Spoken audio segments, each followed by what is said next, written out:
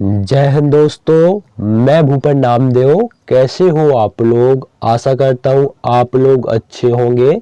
जैसा कि आप स्क्रीन पर देख रहे हो, यह पेपर दिल्ली पुलिस कांस्टेबल का प्रीवियस ईयर का पेपर है। यानी जो आपका पिछला वैकेंसी दिल्ली पुलिस कांस्टेबल का निकला हुआ था, उसका ये पेपर है। तो आज हम इसी पेपर को सॉल्व करने वाले हैं, ताकि जो आपका अगला एग्जाम दिल्ली पुलिस कांस्टेबल का दिसंबर 2023 में होने वाला है, तो उस एग्जाम में आप ज़्यादा से ज़्यादा अंक हासिल कर पाओ। इसके अलावा अगर आप यह पेपर सॉल्व करोगे तो फायदा इसका यह होगा कि आपको आसानी से पता चल जाएगा कि दिल्ली पुलिस कांस्टेबल में जो प्रश्न पूछे जाते हैं उन प्रश्नों का लेवल क्या रहता है, क्या प्रश्न जो आते हैं वो कठिन होते हैं या सरल होते हैं। इसके अलावा किस किस टॉपिक से आपके प्रश्न पूछ जाते हैं, ये सब आपको आसानी से पता चल जाएगा। उसी हिसाब से आप तैयारी कर सकते हो। ठीक है, इसके अलावा भी दिल्ली पुलिस कांस्टेबल के प्रीवियस ईयर के पेपर जीके, जीएस, रीजनिंग और आपका कंप्यूटर के सॉल्व करा चुका हूँ। कुछ अभी बाकी है तो वो भी सॉल्व करा दूंगा। तो अगर आपने अभी तक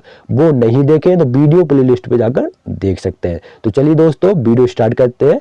वीडियो को आप फुल स्क्रीन पर कर लो ताकि आपको साफ साफ दिख पाए। इसके अलावा आपका जो यह पेपर है, एग्जाम डेट आप देख सकते हैं 10 दिसंबर 2020 का ये पेपर है। एग्जाम टाइम देखिए, आपका सेकंड शिफ्ट का पेपर है और सब्जेक्ट में कांस्टेबल इन दिल्ली पुलिस एग्जाम 2020। तो आपका पिछला वैकेंसी 2020 में निकला हुआ था। इसके अलावा अगर आपने वीडियो को लाइक किया है तो वीडियो को लाइक कर लो, और किस स्टेट यानी राज्य से आप मेरे वीडियो को देख रहे हो उस स्टेट का नाम लिख दीजिएगा और जय हिंद लिख दीजिएगा। तो चलिए दोस्तों, वीडियो स्टार्ट करते हैं। आपको सब समझ में आ जाएगा कि दिल्ली पुलिस कांस्टेबल जो आपके प्रश्न आते हैं वो किस किस टॉपिक से आते हैं, सरल आते हैं कि कठिन आते हैं। इसके अलावा जो न्यू कैंडिडेट है उनको नहीं पता है कि इसका एग्जाम पैटर्न क्या है, तो भाइयों इसमें जीके जीएस जो है वो आपका 50 अंक का पूछा जाता है। ठीक है, मैथ आपका इसमें 15 अंक का, और आपका कंप्यूटर 10 अंक का, और 25 अंक का इसमें रीजनिंग पूछ जाता है। अगर आप अच्छे से तैयारी करोगे और 50 अंक आपके जीके जीएस और रीजनिंग के भी अगर लेके आ जाते हो तो इसके 75 अंक हो गए। जो आपका पिछला कट ऑफ गया है वो गया है आपको 72। कितना गया है? 72। ठीक है, तो आपका तैयारी पे डिपेंड करेगा, कैसे आप तैयारी कर रहे हो वैसे ही आपका कट ऑफ जाएगा। ठीक है ना, आपका अगर पेपर आपका कठिन आया तो वैसे आपका कट ऑफ भी जाएगा। ठीक है ना, लेकिन जो आपका सीबीटी यानी जो पेपर का कट ऑफ गया था वो गया था आपका 60। कितना गया था? जनरल का 60 गया था। ठीक है, और लड़कियों का था 45 या 50 में आपका हुआ था, लेकिन फाइनल कट ऑफ 72 गया था। लेकिन आपको तैयारी अच्छी करनी पड़ेगी। अब इस साल जाने कैसा जाता है, लेकिन आप 90 प्लस मान के चलो, तैयारी अच्छी करो। ठीक है, तगड़ी सोचो, ऐसा नहीं कि आप कम लेके चलो, हमेशा तैयारी आपको तगड़ी करनी है। तो देख लीजिए, आपका पहला प्रश्न है, नेपाल की सबसे लंबी नदी कर्णाली नदी का आध्यात्मिक स्रोत निम्नलिखित में से कौन सा है? तो जो आपकी नेपाल की सबसे लंबी नदी कर्णाली है उसका आध्यात्मिक स्रोत मापचा खंबाब है। क्या है? मापचा खंबाब। ऑप्शन 3 आपका राइट आंसर होगा। क्योंकि आपका ये आंसर की है तो इसमें जो आपका राइट आंसर है वो पहले से ही हाईलाइट है, कैंडिडेट ने ऑप्शन 1 लगाया है, तो भाई इसका गलत है। ठीक है, अगला प्रश्न है आपका, देखिए। इसके अलावा मैं आपको एक चीज और बताना चाहूंगा, जितना भी प्रीवियस ईयर के पेपर कराया हूँ उसमें आपका 10 अंक आपका करंट अफेयर्स मिला है। कितने अंक का? 10 अंक आपका करंट अफेयर्स मिला है। तो करंट अफेयर्स आपको जरूर पढ़ना है। इसके अलावा स्टेट जीके में आपका पहाड़ हो गए, नदी हो गई, सहायक नदी हो गई, आपके पर्व हो गए, त्योहार हो गए, वादक यंत्र हो गए। ठीक है ना, और आपका पॉलिटी में आपके आर्टिकल यानी अनुच्छेद हो गए, यहाँ से आपके प्रश्न बन रहे हैं।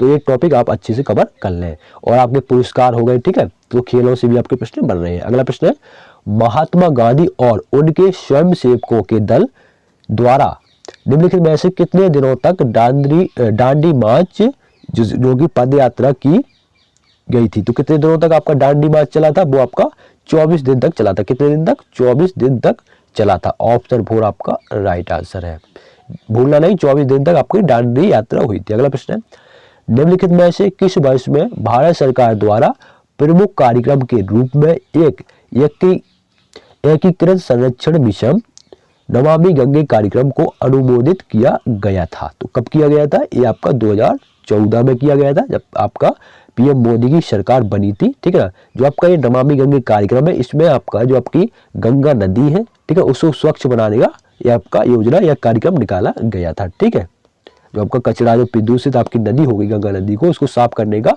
आपका लाख करोड़ का आपका ये बजट निकला हुआ था। अगला प्रश्न है आपका, डॉट डॉट वह न्यूनतम प्रतिवर्ष दोस्तों, डॉट डॉट वह न्यूनतम प्रतिशत जमा होती है जो किसी वाणिज्यिक बैंक को तरल नकदी, सोना या अन्य प्रतिभूतियों के रूप में रखनी होती है। तो वो क्या है, वो है आपकी वैधानिक तरलता अनुपात। क्या है, वैधानिक तरलता अनुपात। ऑप्शन 2 आपका राइट आंसर होगा। ठीक है ना, आपको पता चल रहा होगा भाई, यहाँ से प्रश्न पूछे जा रहे हैं तो उसको अच्छे से कवर करते जाइए और नोट करते जाइए। और प्रश्न भी आपके रिपीट होते रहते हैं, ऐसा नहीं कि आपका प्रश्न बना, प्रश्न भी आपके रिपीट होते रहते हैं। यही तो फायदा होता है प्रीवियस ईयर पेपर सॉल्व करने का।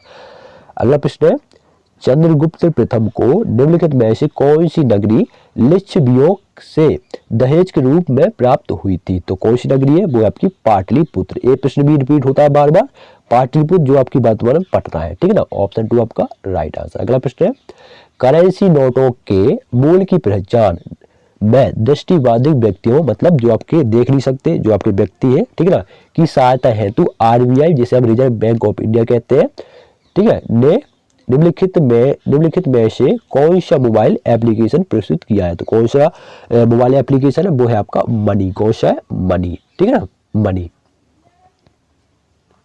अगला प्रश्न है, जो आपका आरबीआई है उसकी स्थापना 1935 में हुई थी। कब हुई थी, 1935 में। और जो आपका राष्ट्रीयकरण है वो आपका 45 या 49 में हुआ था। ठीक है।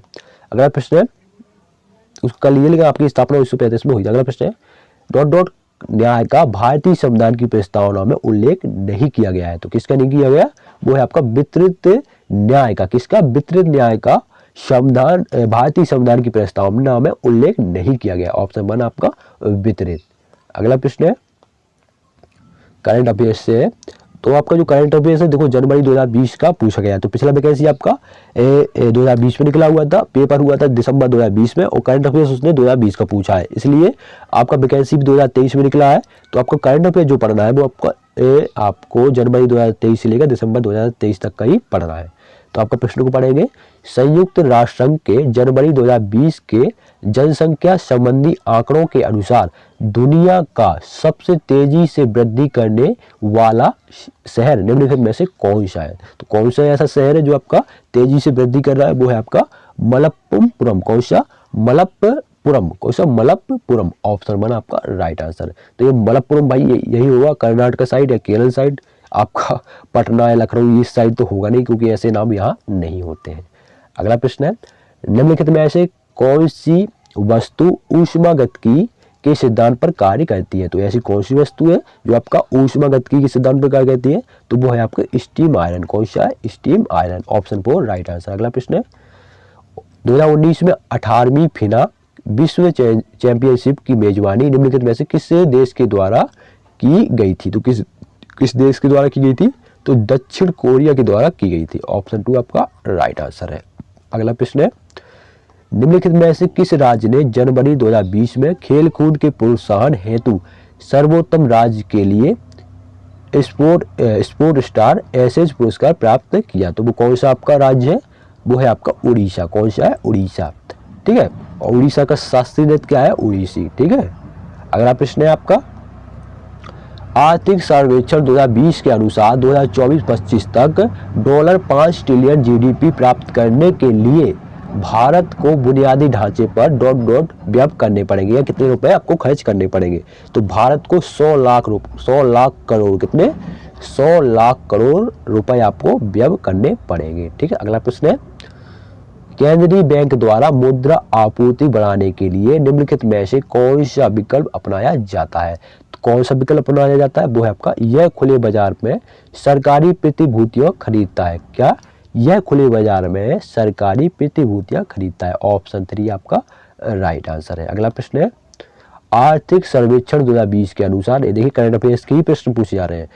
तो आर्थिक सर्वेक्षण 2020 के अनुसार विश्व में उभरते ग्रीन बॉन्ड बाजार के रूप में भारत का स्थान निम्नलिखित में से कौन सा है? तो कौन सा है, वो है आपका दूसरा स्थान भारत का है। ठीक है ना, ग्रीन बॉन्ड के अनुसार। तो ऑप्शन 3 आपका राइट आंसर होगा, दूसरा स्थान। अगला प्रश्न है, जनगणना से भी आपका किसी प्रीवियस ईयर में 1-2 प्रश्न पूछे जा रहे हैं, तो एक तो मिनिमम मिल ही जाएगा। तो 2011 की जनगणना के अनुसार निम्नलिखित में से किस मेले में साक्षरता की दर सबसे कम है? तो किस मेले में तो वो आपका दंतेवाड़ा मेले में साक्षरता दर सबसे कम है। इसके अलावा अगर प्रश्न पूछता है कि साक्षरता दर किस राज्य की सबसे अधिक है, तो अधिक है आपकी केरल की। किसकी है? केरल की। ठीक है, केरल की सबसे अधिक है। सबसे कम किसकी है? बिहार की। किसकी है? बिहार की। सबसे ज्यादा अगर पूछे कि लिंगानुपात किस राज्य का है, तो वो है आपका किसका? केरल का। सबसे कम किसका है पूछे, तो वो है आपका हरियाणा का। ठीक है, ये प्रश्न आपको अच्छे से कर लीजिए, प्रश्न बार बार रिपीट होता है। अगला प्रश्न, निम्नलिखित में से कौन सी मिजो लोगों की एक पारंपरिक नृत्य शैली है? तो कौन सी है? वो है आपका चेराव।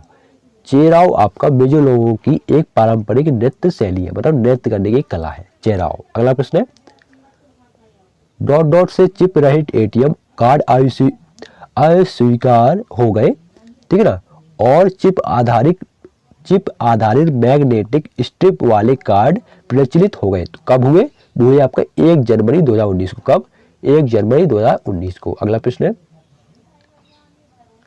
हेलिओडोरस स्तंभ भारत के निम्नलिखित में से किस राज्य में स्थित है? तो जो आपका हेलिओडोरस स्तंभ है ये आपका मध्य प्रदेश, कहाँ पर? मध्य प्रदेश में स्थित है। ठीक ना, मध्य प्रदेश में ही सबसे ज्यादा आपको नेशनल पार्क, अगर पूछे प्रश्न में कि सबसे ज्यादा नेशनल पार्क यानी राष्ट्रीय उद्यान कहाँ है, तो वो आपके मध्य प्रदेश में। या पूछे सबसे ज्यादा टाइगर कहाँ है, तो भी आपके कहाँ पर है? मध्य प्रदेश में ही है। ठीक है, अगला प्रश्न है, और आंध्र प्रदेश अगर पूछे कि ऐसा कौन सा आपका भारत देश का ऐसा कौन सा राज्य है जो आपका भाषा के आधार पर गठन किया गया था, तो वो है आपका आंध्र प्रदेश। आंध्र प्रदेश राज्य का जो गठन है वो आपका भाषा के आधार पर किया गया था। अगला प्रश्न है, इंटरनल डिस्प्लेसमेंट मॉनिटरिंग सेंटर द्वारा वर्ष 2020 में व्यक्तियों के आंतरिक विस्थापन हेतु आंतरिक विस्थापन संबंधी वैश्विक रिपोर्ट के अनुसार विश्व में भारत का स्थान डॉट डॉट था, तो कौन सा था?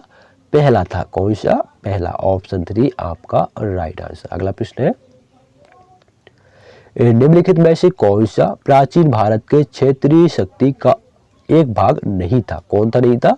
कौन सा नहीं था? वो है आपका कान्यकुब्ज। कौन? कान्यकुब्ज नहीं था। ऑप्शन 2 आपका राइट आंसर। अगला प्रश्न है, सितंबर 2020 तक की स्थिति के अनुसार जारीकर्ता बैंक के एटीएम से हर महीने निम्नलिखित में से कितने वित्तीय लेन देन निःशुल्क किए जा सकते हैं? तो कितने किए जा सकते हैं?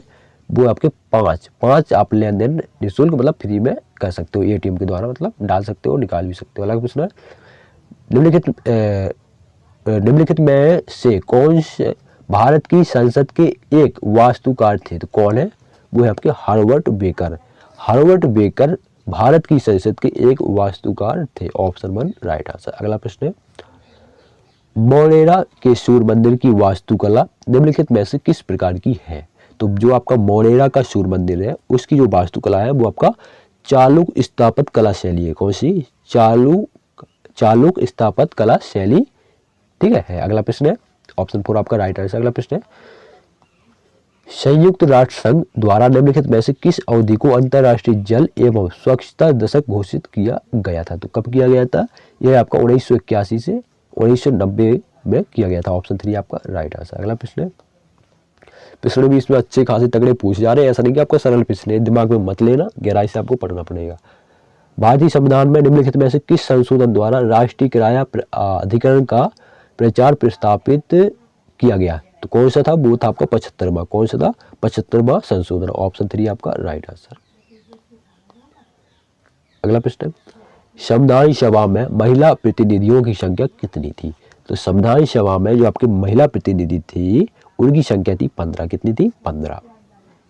अगला प्रश्न है, टुट्टी लावा मेले का पर्व डॉट डॉट राज्य में मनाया जाता है। डॉट डॉट राज्य में मनाया जाता है। तो जो आपका टुट्टी लावा मेला है उसका त्योहार झारखंड राज्य में मनाया जाता है। कहाँ पर? झारखंड में। झारखंड की राजधानी रांची है। अगला प्रश्न है, देश के 28 राज्यों में निम्नलिखित में से कितने फोकस जिलों में आंशिक टीकाकृत और टीकाकरण से वंचित बच्चों की संख्या सर्वाधिक है? जैसे कि टीकाकरण हेतु 2014 में मिशन इंद्रधनुष के तहत चिन्हित किया गया है। तो कितने? वो है आपके 201। कितने? 201। एक बात ध्यान रखिए कि जो आपका मिशन इंद्रधनुष है वो आपका टीकाकरण से संबंधित है। अगर पूछा जाए मिशन इंद्रधनुष किससे संबंधित है तो वो आपका बच्चों के टीकाकरण से संबंधित है। ऑप्शन 3 आपका राइट आंसर 201। अगला प्रश्न, 1018 में कन्नौज के निम्नलिखित में से किस शासक के समय में महमूद गजनवी ने आक्रमण किया था। तो कब किया था? महमूद गजनवी ने आक्रमण किस राजा का शासनकाल था, इसने पूछा है। तो 1018 ईस्वी में कन्नौज में उसने आपका आक्रमण किया था, लेकिन शासक कौन था ये उसने पूछा है। तो शासक था आपका राजपाल प्रतिहार। कौन था? Rajpal Pratihar. Option 4 right answer. अगला प्रश्न है, निम्नलिखित में से कितने वैज्ञानिक शांति स्वरूप भटनागर पुरस्कार 2019 से सम्मानित किए गए हैं? तो व्यक्तियों की संख्या पूछी गई है। तो आपके 2019 में जो आपके शांति स्वरूप भटनागर पुरस्कार से सम्मानित किए गए हैं उनकी संख्या है 12 जो आपके व्यक्ति वो सम्मानित किए गए हैं वैज्ञानिक। अगला प्रश्न है, सैन्य राजवंश के निम्नलिखित में से किस अंतिम शासक के शासनकाल में मुसलमानों ने बंगाल पर आक्रमण किया था और इस साम्राज्य का पतन हो गया था? तो किससे? वो है आपका लक्ष्मण सेन। किस शासक ने आक्रमण किया था? वो आपका लक्ष्मण सेन। ऑप्शन 1 आपका राइट आंसर। अगला प्रश्न है, WTO कृषि समझौता निम्नलिखित में से किस वर्ष में अस्तित्व में आया था? तो किस वर्ष अस्तित्व में आया? तो ये 1995 में आया था। ऑप्शन 4 आपका राइट आंसर है। अगला प्रश्न आपका पॉलिटी से, भारतीय संविधान में किस संशोधन द्वारा प्रस्तावना में समाजवादी शब्द को सम्मिलित किया गया था? तो कौन सा संशोधन था? वो था आपका 42वां संशोधन। कौन सा?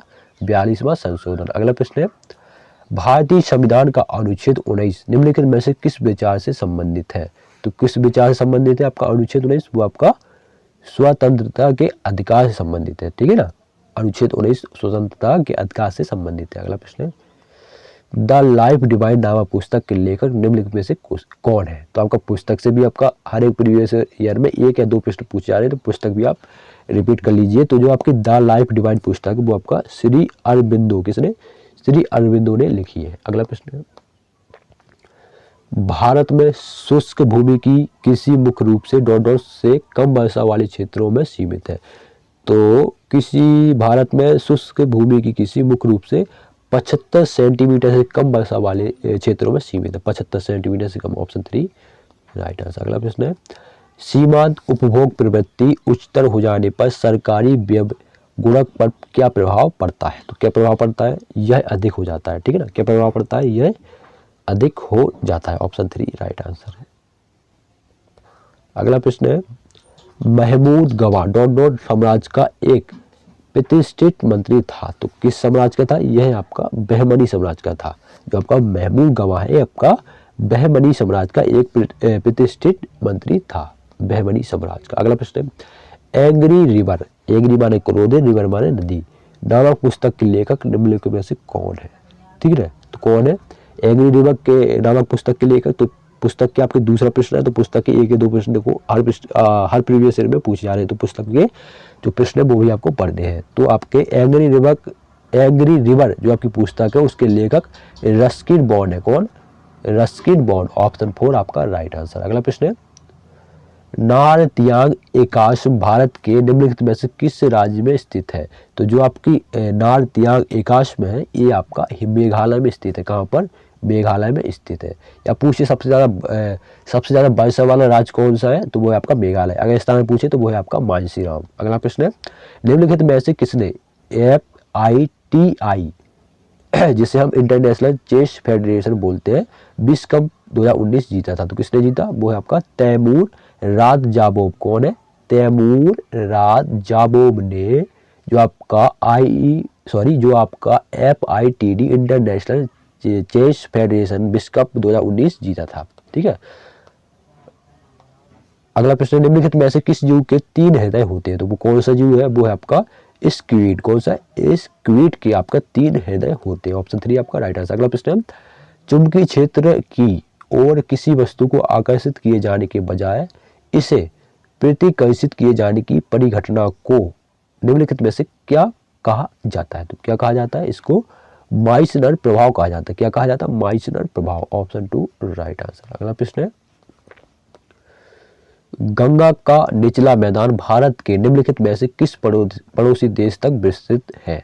तो जो आपका गंगा का निचला मैदान है वो आपका बांग्लादेश के, जो आपका बांग्लादेश है भारत के जो पड़ोसी देश है, ठीक है ना, उस तक आपका विस्तृत है। ठीक है ना। फिर आपका जो आपका गंगा है वो भारत में रहती है, फिर आपका बांग्लादेश में जाती है, बांग्लादेश के बाद फिर वो बंगाल की खाड़ी में चली जाती है। अगला प्रश्न है, तारपा नृत्य का एक लोक नृत्य है। तो जो आपका तारपा नृत्य है वो आपका दादरा एवं नागर हवेली जो आपका केंद्र शासित प्रदेश है उसका एक लोक नृत्य है। ठीक है, अगला प्रश्न है, नॉर्वेजियन नेशनल अवार्ड्स में सर्वश्रेष्ठ अभिनेता का पुरस्कार जीतने वाला प्रथम भारतीय निम्नलिखित में से कौन बन गया? तो वो है आपका आदिल हुसैन। कौन है? आदिल हुसैन। ऑप्शन 4 आपका राइट आंसर। अगला प्रश्न है, संविधान सभा में उद्देश्य प्रस्ताव निम्नलिखित में से किसके द्वारा प्रस्तुत किया गया था? तो किसके द्वारा प्रस्तुत किया गया था ये संविधान सभा में उद्देश्य प्रस्ताव? तो पंडित जवाहरलाल नेहरू के द्वारा किया गया था, जो आपका भारत देश के प्रथम प्रधानमंत्री है। ठीक है, चाचा भी कहते हैं बच्चे इनको, चाचा थे या नहीं थे वो हमको पता नहीं। अगला प्रश्न है, दिसंबर 2019 में भारत ने डॉट खेलों को 2024 और 2028 के ओलंपिक खेलों के लिए पदक संभावित के रूप में विकसित किए जाने हेतु चिन्हित किया था और राज्य सरकारों के साथ मिलकर एक राज्य एक खेल पहल प्रारंभ की थी। तो कब? ये आपका भारत सरकार ने 14 खेलों को, कितने? 14 खेलों को। ऑप्शन 3 आपका राइट आंसर।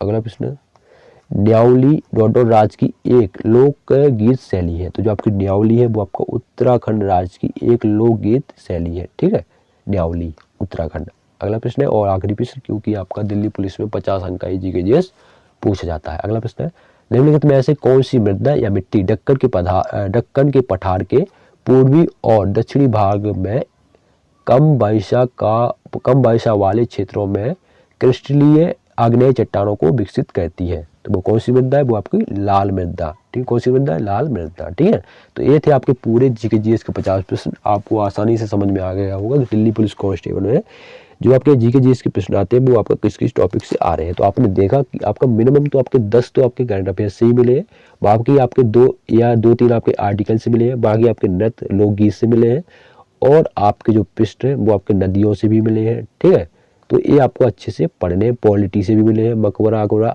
इसमें नहीं पूछा गया, लेकिन अगले प्रश्न में पूछा गया, अगले प्रीवियस ईयर में पूछा गया। ठीक है ना, बाकी आपका ये रीजनिंग का ये चल जाता है, रीजनिंग का ये प्रीवियस ईयर के पेपर है, तो ज़्यादा कुछ नहीं, ये भी आपका करवा देंगे। ये साफ साफ देख सकते हो, तो ये भी आपको सॉल्व करवा देंगे।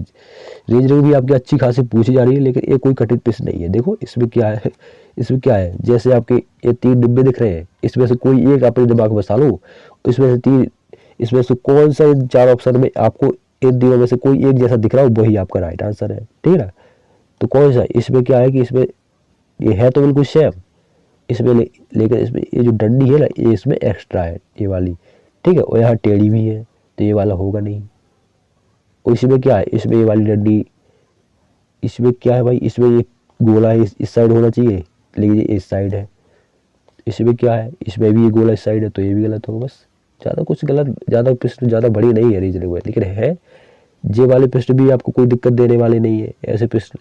लेकिन प्रश्न कौन सी दिक्कत देते हैं, जे वाले कौन सी आकृति अनहरित घुमाने की अनुमति नहीं है। तो इसमें किस में दिख रही है आपको, इसको देखो ये किस में दिख रही है, ये आपको